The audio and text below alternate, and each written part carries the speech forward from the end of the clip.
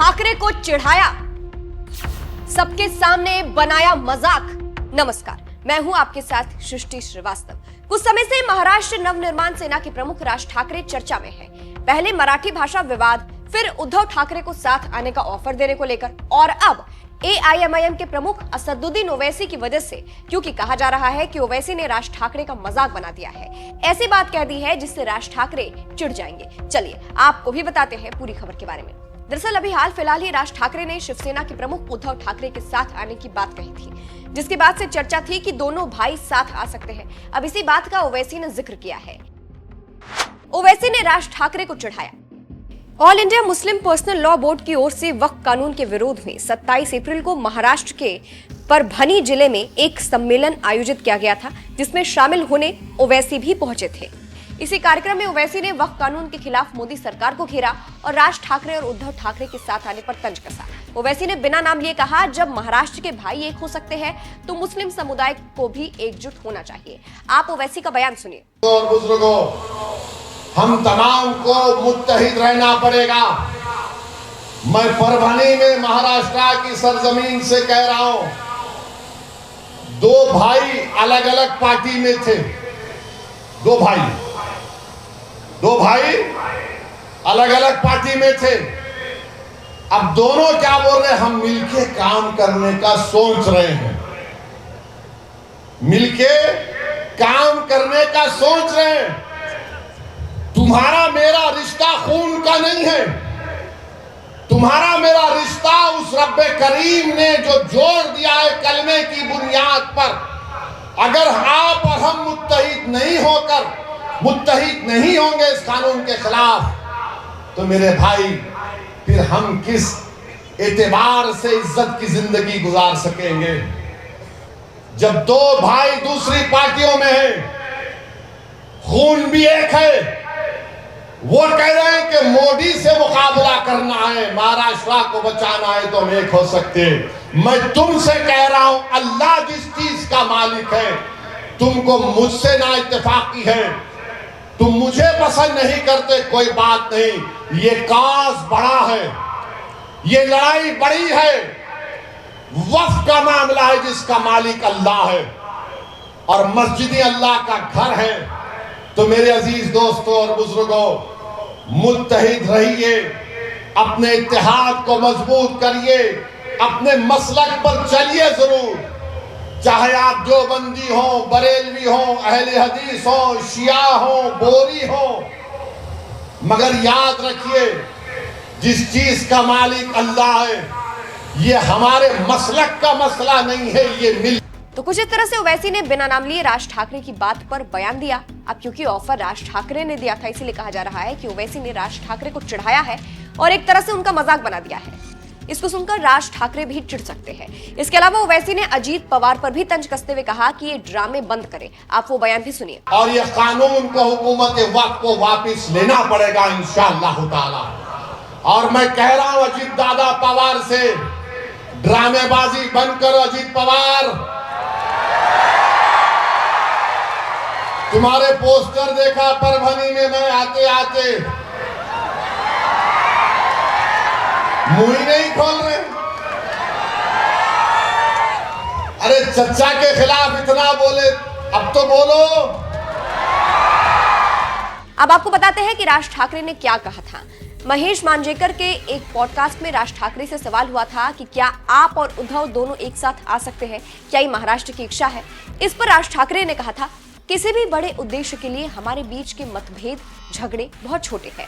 महाराष्ट्र बहुत बड़ा है। इस महाराष्ट्र के अस्तित्व के लिए, मराठी व्यक्ति के अस्तित्व के लिए हमारे बीच के झगड़े और विवाद का कोई महत्व नहीं है, वे निरर्थक है। इसलिए एक साथ और काम करना मेरे लिए कोई बड़ी बात नहीं है। आगे राज ठाकरे ने कहा था, लेकिन मुद्दा सिर्फ इच्छा का है। ये सिर्फ मेरे अकेले की इच्छा या मेरे अकेले के स्वार्थ का मुद्दा नहीं है। मुझे लगता है कि हमें बड़े उद्देश्य की ओर देखने की जरूरत है। मैं देख रहा हूं तो मुझे तो लगता है कि महाराष्ट्र के सभी राजनीतिक दलों के मराठी लोगों को एक साथ मिलकर एक ही पार्टी शुरू करनी चाहिए।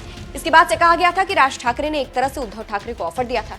वहीं इस पर उद्धव ठाकरे ने भी जवाब देते हुए कहा था, मराठी और महाराष्ट्र के लिए जो भी निरर्थक झगड़े हैं, मैं उन्हें खत्म करने को तैयार हूं। मैं सभी मराठी लोगों से अपील करता हूं कि वे एक हो और महाराष्ट्र के हित में साथ आए। आगे उन्होंने कहा था, पहले आप ये तय कर ले कि मैं महाराष्ट्र के हित से समझौता नहीं करूंगा, ना ही ऐसे लोगों को अपने घर बुलाऊंगा, ना उनके घर जाऊंगा, ना मंच साझा करूंगा, ऐसे लोगों की आओ भगत नहीं करूंगा, उनके साथ नहीं बैठूंगा, फिर आप महाराष्ट्र के हित की बात करें। बाकी रही बात झगड़े की, तो वैसे भी मेरा किसी के साथ झगड़ा नहीं था, लेकिन आज मैं सारे झगड़े खत्म करता हूं। वही बात ओवैसी की करें तो इसी कार्यक्रम में ओवैसी ने पहलगाम में हुए आतंकी हमले को लेकर पाकिस्तान को भी चेतावनी दी थी। उन्होंने क्या कहा था, अंत में उसी बयान के साथ आपको छोड़े जा रहे हैं, सुनिए। दवा बना सकते ना तुम वहां पर टायर बना सकते, और तुम बड़ी बड़ी बातें करते हो, और तुम्हारा ही वजीर दिफा कह दिया कि मगरबी ताकतों के गंदे खेल का हम हिस्सा बने। तुम उनके गंदे खेल का हिस्सा बने हो, मगर अगर तुम भारत से गंदा खेलोगे तो उसी गंदगी में तुम जिंदगी भर रहोगे। याद रखो हमारी इस बात को, भारत में जो मुसलमान हैं, हिंदू हैं, ईसाई हैं, दलित हैं, आदिवासी हैं, हम अपने सियासी इख्तलाफात है और रहेंगे, मगर ये मुल्क ना बीजेपी का है ना सदुद्दीन ओवैसी का, ये मुल्क 133 करोड़ जनता का है। और अगर कोई इस मुल्क के खिलाफ इस तरह के दहशतगर्दी करेगा तो मुल्क एक शीशा पिलाई हुई दीवार की तरह पहले भी खड़ा था और आज भी खड़ा है। तुम हमारे इत्तेहाद को तोड़ नहीं सकते। हमारे बुजुर्गों ने 47 में जिना के पैगाम को अपनी जूती पर रखकर उसको ठुकरा दिया था। तुम्हारा टू नेशन की थियरी नाकाम साबित हुई।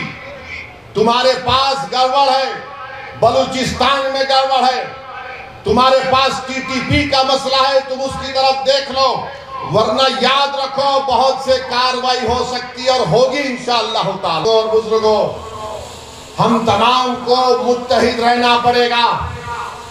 मैं परभनी में महाराष्ट्र की सरजमीन से कह रहा हूं, दो भाई अलग अलग पार्टी में थे, दो भाई अलग अलग पार्टी में थे। अब दोनों क्या बोल रहे हैं, हम मिलके काम करने का सोच रहे हैं, मिलके काम करने का सोच रहे हैं। तुम्हारा मेरा रिश्ता खून का नहीं है, तुम्हारा मेरा रिश्ता उस रब्बे करीम ने जो जोड़ दिया है कलमे की बुनियाद पर। अगर आप और हम मुत्तहिद नहीं होंगे इस कानून के खिलाफ, तो मेरे भाई फिर हम किस एतबार से इज्जत की जिंदगी गुजार सकेंगे। जब दो भाई दूसरी पार्टियों में हैं, खून भी एक है, वो कह रहे हैं कि मोदी से मुकाबला करना है, महाराष्ट्र को बचाना है, तो हम एक हो सकते हैं। मैं तुमसे कह रहा हूं, अल्लाह जिस चीज का मालिक है, तुमको मुझसे ना इत्तेफाकी है, तुम मुझे पसंद नहीं करते, कोई बात नहीं, ये काज बड़ा है, ये लड़ाई बड़ी है, वक्फ का मामला है जिसका मालिक अल्लाह है और मस्जिद अल्लाह का घर है। तो मेरे अजीज दोस्तों और बुजुर्गों, मुत्तहिद रहिए, अपने इत्तेहाद को मजबूत करिए, अपने मसलक पर चलिए जरूर, चाहे आप देवबंदी हो, बरेलवी हो, अहले हदीस हो, शिया हो, बोरी हो, मगर याद रखिए जिस चीज का मालिक अल्लाह है, ये हमारे मसलक का मसला नहीं है, ये मिल